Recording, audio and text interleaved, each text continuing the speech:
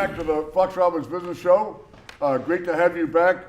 The Fox Robbins Show is all about developing your very best business ideas. I mean, to develop ideas, we're here to help, encourage, advise, sympathize, and otherwise communicate with small business people, whether even if you're just thinking about starting a business, or you're in the act of starting one and need help and direction, or you've already started a business that's up and running, but you need to make changes or improvements or go in different directions. Whatever the case might be, we're here. And speaking of which, this is a big deal with small business. Today we're going to talk about negotiating a lease, Coach. Oh, biggie.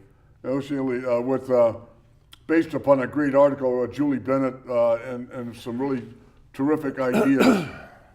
There's a lot in this, so we've got to move fast. Negotiating a lease, the author says, surprisingly complicated. If you think it's simple, forget it.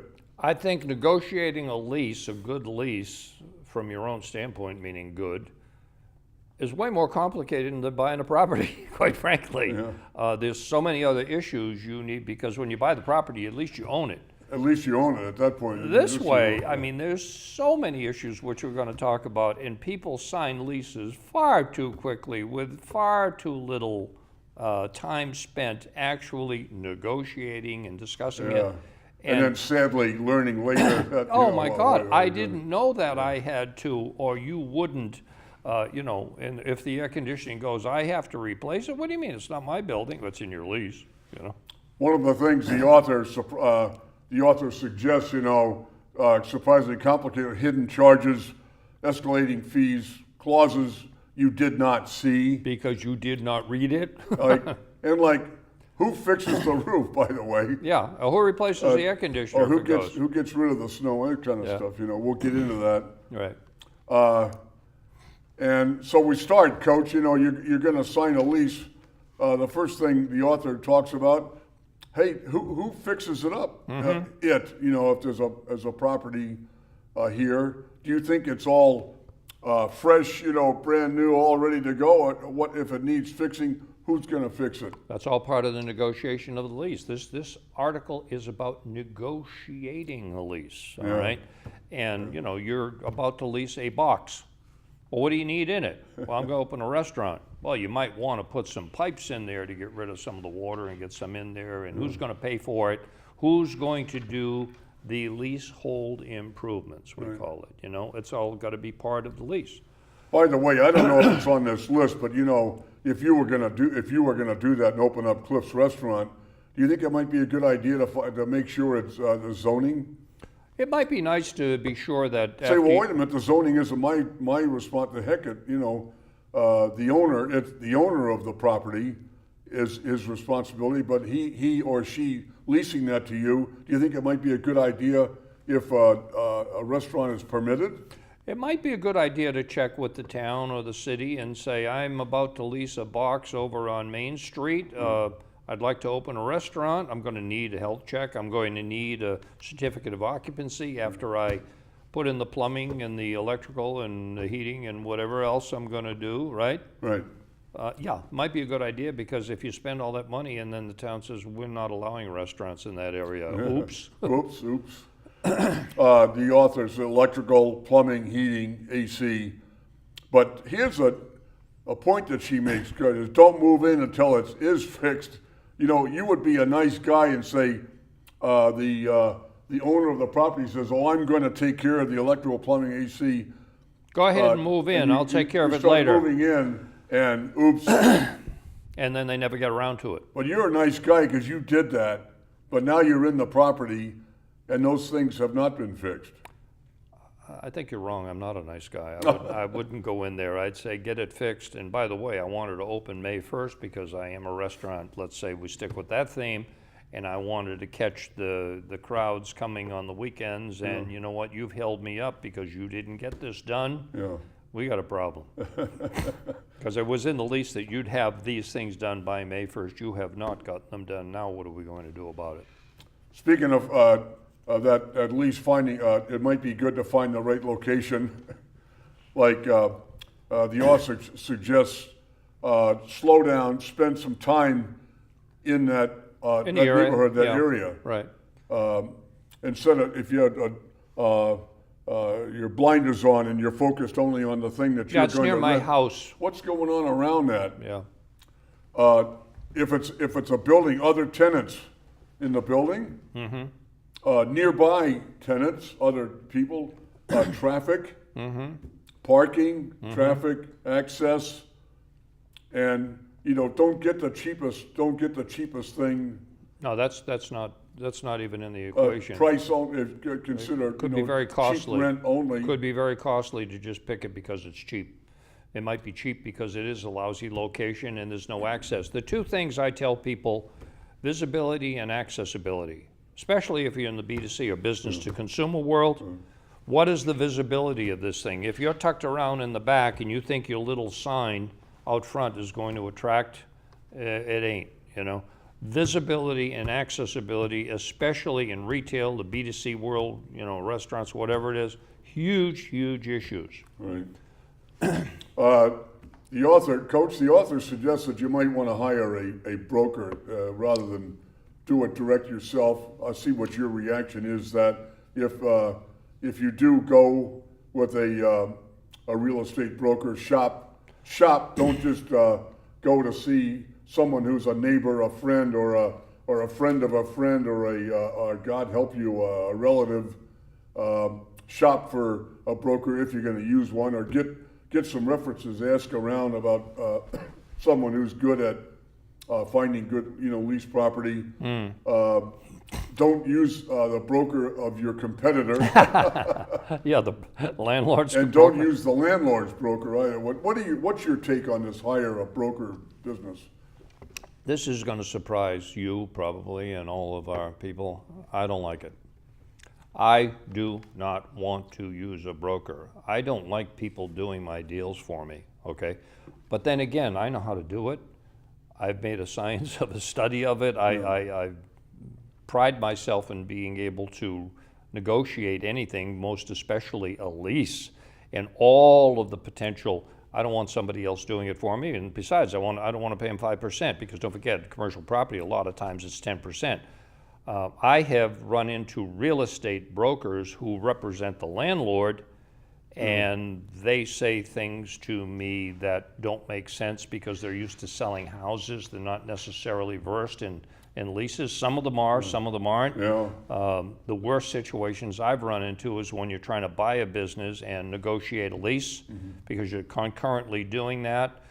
There might be 2 years left on the lease of the business you're buying, and you don't want to move in with just 2 years because you want to make sure you've got some time. And of course, if you borrow money, the bank wants to make sure you get a lease that you can stay there and pay them back. Right.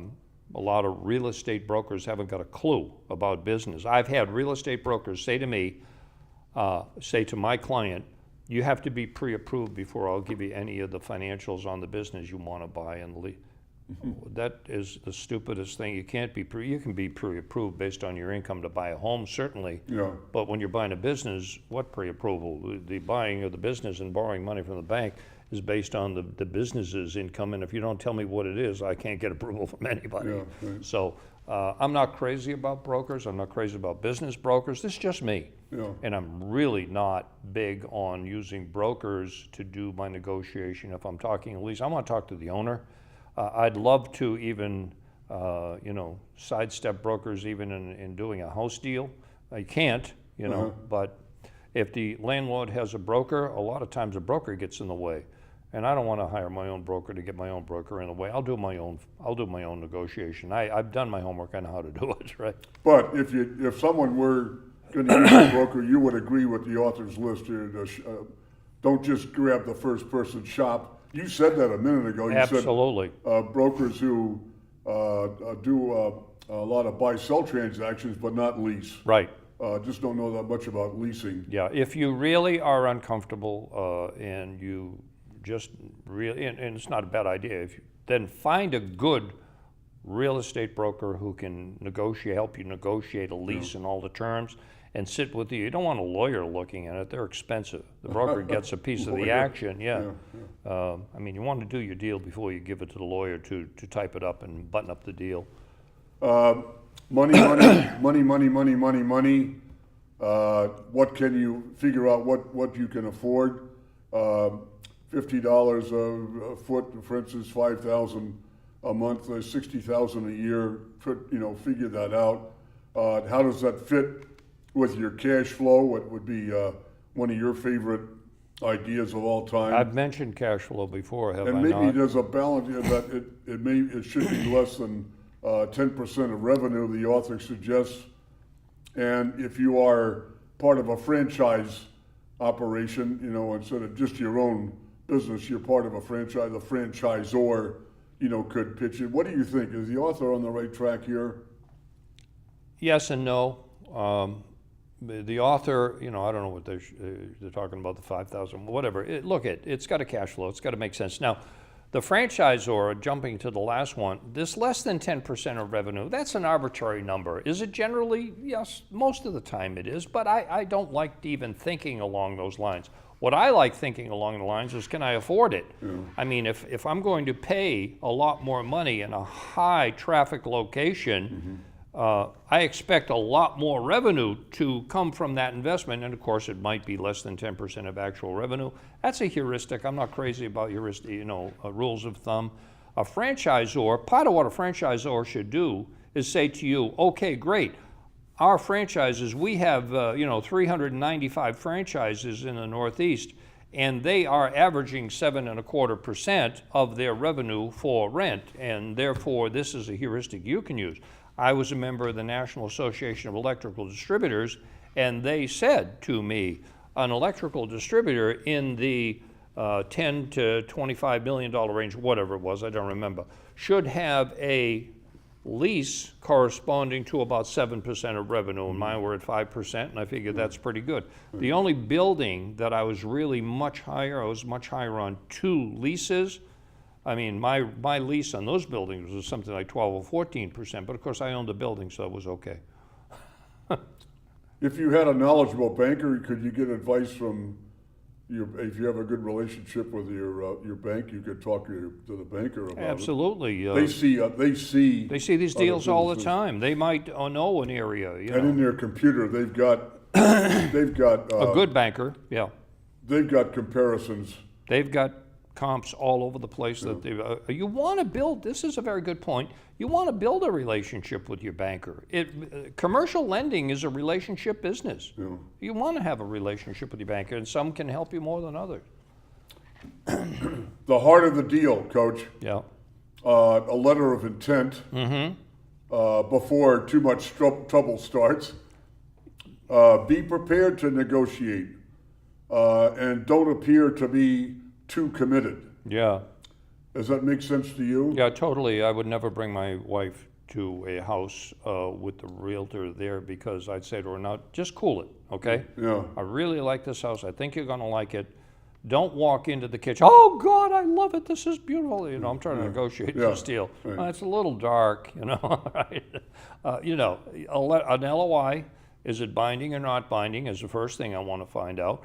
I mean, if I'm trying to open or buy a business, or particularly open a business in an empty space, I would like a letter of intent from the realtor. Say, hey, look, I'm going to lease this place from you for this price, and I just need to know that while I go through the ramifications of writing my business plan, and then getting my lender to say, it's approved for that location and that time and that lease, and it looks good, and I'll give you the $250,000, that the space is going to be there for me, a month and a half later, that you don't go and lease it to somebody else. In other words, put it on hold for me for a little while. Okay. Terms, 5 to 20 years. Author suggests 5 to 20. Option to renew. I think that's one of your favorites. Don't pay until you occupy, by the way. Right. Or if a franchise is involved, the term might equal the franchise contract too. It might have a relationship there. Yeah. Does that, you buy into this? Yeah, definitely. It's very vague, 5 to 20 years. There's several things to consider here.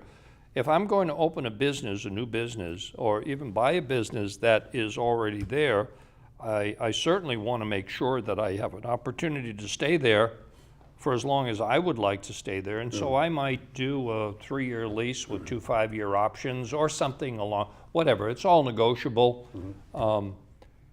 I have advice for people, and so the owners of these buildings shouldn't listen to this. If you're going to open a business and it's a restaurant and it's an S corporation, sign the lease as the president of the corporation. Try not to sign personally, just in case it doesn't work out and you gotta fold the thing up. A sophisticated landlord will make you sign personally. Percentage rent clause. The author says there is such a thing, a percentage rent clause. Low rent, that is low rent to start, higher rent as sales increase, if that has anything to do with your business plan. Increase kicks in only after 12 months, things like that, a percentage rent clause. I've never seen that before, have you? I see it all the time, all the time. As a matter of fact, I tell people, look you want to start a business, you want to buy a business here.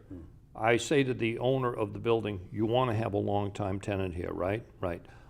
To have a long-time tenant, I have to be successful financially running this business, right? Right. Well, I'm starting a brand new business in your building. I need 90 days to build this thing out. I need it rent-free, okay? Please. I need my first year at half of what you're asking, 3/4 of what you're asking, because I'm going to be building my revenue and my cash flow over that time. If I hit this number, I wouldn't be adverse to giving you a kicker. After that, maybe the full lease, the full rental can come in with increases over a period of time. The bottom line to all this is everything is negotiable, so negotiate everything. Thank you. Right. Love it. And a kick-out clause. The author is suggesting a so-called kick-out clause, meaning like, are you making less money than expected that you just told the guy? Yeah. And can you vacate after she says 3 or 4 years, but I mean, it could be a Well, time. the numbers. But a kick-out clause, I mean, that's an interesting point. Have you seen that? Yes, definitely. In other words, let's say we negotiate the lease. I get you as the landlord to give me 90 days free to build out my restaurant. Maybe I've got to pay for it. Maybe you do the plumbing and I do the rest. Whatever's negotiated. And the first year that I'm in business, I'm getting a reduced rent. And the next 2 years, I expect to do this much in revenue, and maybe I'm buying a business and they did that much in revenue, but something happens, and quite frankly, this isn't the best location. I'm not hitting my revenue numbers. Maybe if I give you a certified statement that says, look, I'm expecting to do 700,000. I only did 500,000 last year, and if I do that, then I get some kind of a reduction of the rent, over a period of time to make up for the fact that this wasn't as good a location as I or you thought it was, for whatever reason.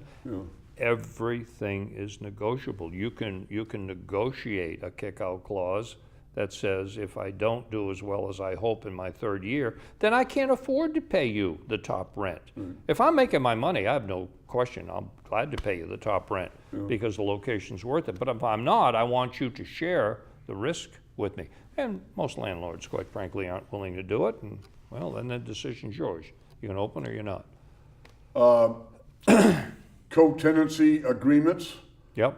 In leases, that is are we talking here about a shopping center or like a strip shopping center? Yeah, we are. Yeah, we're talking about other tenants that have a lot of pull. You got Sears on one end and Macy's on the other. We're talking about the Cape Cod Mall, or you've got Walmart on one end and you've got some other big chain, Cheesecake Factory on the other. And you're you're counting on the fact that these people, these companies pull a lot of people. So these are what we call anchor stores. Yeah. And they're pulling a lot of people in. You probably pay a little bit more rent. By the way, while we're on it, shopping centers, I had a client who wanted to move into a big shopping center in the Plymouth area. And he said, but I know their rents are too high. I said, look, they've got several empty spots there, small empty spots. One of them would be ideal for you. Why don't you go negotiate with them to see if they'll give you some kind of a break moving in, lower rent? Oh, no, they're owned by a big conglomerate. They wouldn't do that. I said, how do you know? So I don't normally do this. I said, call him up. Let's go talk to him. Guess what? They gave him a hell of a deal because he asked. He asked for it. If you don't ask, I guarantee you won't get it. All right? What if the co-tenancy agreement might be like if the anchor or some of the key tenants in that area? What if one moves? Is it in your lease that you could terminate your lease if Cheesecake Factory closes or reduce your rent? Can they reduce your rent because if your sales drop and you have the kick-out clause, then that's okay. But can you also terminate the lease if you're there because you're next to the Cheesecake Factory and you sell something that people are going to come right next door and buy from you because they're an anchor store for you? Can you terminate if they close down and move out? I would hope so. Okay. Or can you pay less because your revenue dropped because they moved out? I mean, it's up to the owner of the mall to make sure that mall is a viable location for you. And if they can't give you that, then you might need to get the heck out of there too. Next, the author raises the issue of tenant improvements by you. I mean, you being the tenant. Yeah. And well, if you get a desperate landlord, there's got to be something wrong with a desperate landlord. You can negotiate improvements. Maybe if there's a broker involved, the broker might know or have something to say. Yeah. How about free rent instead of the improvements and so forth? Yeah. Tenant improvements by you, not by the landlord. Yep.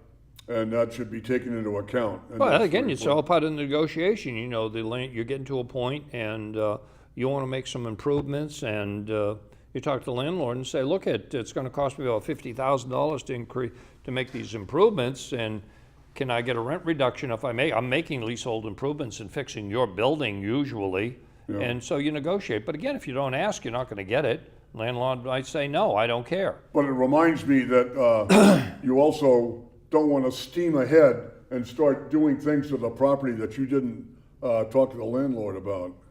I call that stupid. And now, common area maintenance. Yep. We talked earlier about who removes the snow, by the way, or who removes the snow, who makes repairs. High wind, a tree falls down. These are CAM fees. Yep. Landscaping, snowplow. Is it a fixed rate, or is there a cap on increases? Can you refuse administrative fees? Is the landlord pile administrative fee on that?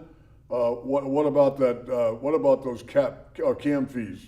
Yeah, I mean, you certainly want to know: is it triple net? Is it that I'm paying $2,000 a month for this property, but on top of that, I have to pay the taxes or a tax increase maybe?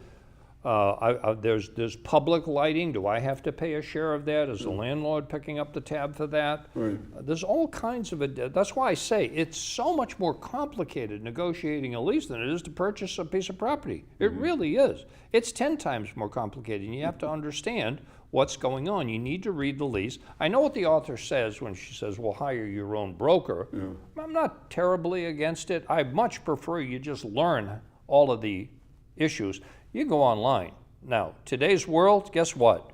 There's all kinds of YouTube videos like ours that you can learn how to negotiate a lease. Watch this and then take it even deeper to learn all of the constructs that could be potential in negotiating a lease. And there are 100 of them or more, okay? So learn what they are, check them off. Do I is this it? Am I only paying $2,000 a month and the landlord's taking care of everything else? What if my air conditioning needs repairing? Do I have to pay for it up to a certain amount? If the air conditioning blows up, do I have to replace it? Does the air landlord? All of these things have to be considered in a lease negotiation. Radius, there's a thing called a radius clause. That's an agreement not to open another location in 5 or 10 mile radius, and maybe add time limit to the agreement. And I've never been over that before. Have you seen that before, radius clause? I have not. The only thing I've seen is that if I'm going to open a store doing something in a mall, for instance, I don't want the mall to have a second store in there doing the same thing. It surprises me to see in a mall competing stores. I mean, direct competing stores. 2 hamburger joints, I've seen it. You go into the cafeteria particularly and see 3 Asian restaurants in there, and and there's no hot dog restaurant, there's no pizza restaurant, or there's 2 different pizza restaurants. I mean, how much competition do you want sitting right within the mall, let alone a 5-mile radius? I don't know how the landlord's gonna control if somebody builds a mall 3 miles away and somebody puts a competing store. I don't know if the landlord's gonna be able to do anything about that. That's also, you're touching a little bit on exclusivity, preventing landlord from renting to a competitor. Absolutely. For a competitor. Yeah. Or not renting to a competitor within a radius or whatever. So the radius clause, the exclusivity, that plays into the lease that you're negotiating. Well, yeah, if the landlord owns 2 properties and they're 3 miles apart, then you want to make sure that if I open a pizza place in one of his places, I don't want him to have a pizza place open in his other place only 1.5 miles down the road. Right. That's possible. Right. But, I mean, you might ask the landlord, do you own any other property around here? I want to make sure I'm the only, that's right. Again, it's all part of the negotiation, and you should have a checklist. And checklist, you can print them online. You can go down, and boy, I'll tell you, there's 100 items you got to look at. Check, check, check, and most of them you can check off quickly. Personal guarantees, you mentioned that earlier in your analysis. You mentioned a landlord wanting a piece of your flesh. The landlord will want it, and you want to not give it. Now, you can't get away with it all the time. A lot of times, I say to my tenant, my client, sign as president, but don't sign personally. And then sometimes the landlord says, no, I want your personal guarantee too. Okay, you're dealing with a sophisticated landlord. What can I tell you? Personal guarantee. And finally, hire an attorney. Yeah, after you've negotiated all the terms, don't let the attorney. You said you're not using the attorney to find the place and negotiate with. An attorney only has one tool in his bag. That's a hammer. Okay, yeah. I've seen attorneys blow deals that are good deals. No, plus it's expensive to hire. Do your own negotiating, get your own lease, get all the terms set up, then hand it to a lawyer and say, "Here's what I've negotiated. Write it up. What do you think?" That's okay. But it's like that broker thing. In this case, the lawyer. Shop for the lawyer. Don't just use a friend of a friend, a neighbor, a relative. I use my cousin. Don't do that. That's right. See, this author says also use a lawyer in the negotiations. This is the one thing I totally disagree with her on. Completely disagree. Hire the lawyer, can do your own negotiation. Broker, I can live with. I don't want a lawyer negotiating anything for me. But look at it after. Oh, I want him to look at it, and say, hey, this isn't the best way to do this. I want to hear that. I don't want him to negotiate. I want to do my own negotiation. Thank you for watching Fox Robbins. Great to have you. And we covered the lease. It can get pretty complicated. Oh, yeah. Take your time, analyze. Cover all the issues. Coach said there's plenty of help on the internet these days anyway, so make use of that. And again, thanks for watching, and please feel free to send us an email at foxrobbins@gmail.com, and make sure that's a clean comments, or don't be nasty. That's my job. Thank you again, and we'll see you guys the next time.